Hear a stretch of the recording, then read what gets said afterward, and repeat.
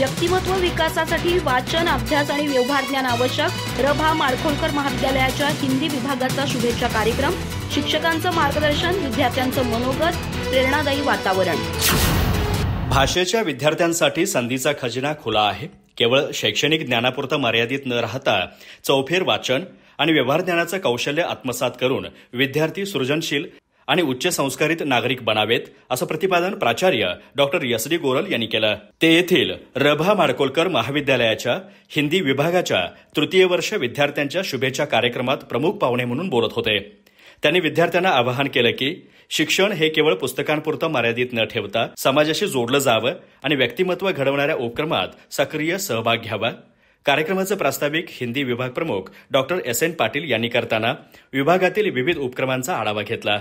त्यांनी विद्यार्थ्यांनी केवळ शाळा महाविद्यालयापुरतंच मर्यादित न राहता शिक्षणातील विविध क्षेत्रांमध्ये यशस्वी होण्यासाठी सतत प्रयत्नशील राहावं असं सांगितलं. यावेळी प्राध्यापक सुहास कुलकर्णी, डॉक्टर एन के पाटील, डॉक्टर एस.एस. सावंत, इंदुताई कांबळे, कविता कट्टी, भारती साठे, सुप्रिया पाटील, सानिका चंदनवाले यांनी मनोगत व्यक्त केली. कार्यक्रमाचं सूत्रसंचालन पूनम गावडे यांनी केलं, तर आभार प्रदर्शन डॉक्टर संजना कमलाकर यांनी मानलं. या प्रसंगी प्राध्यापक A D. Kamble, doctor G Y. Kamble, doctor S D. Gawade यांच्यासह विद्यार्थी मोठ्या संख्येने उपस्थित होते. अधिक माहिती आणि ताज्या घडामोडींसाठी आजच आमचे चॅनल सबस्क्राईब करा.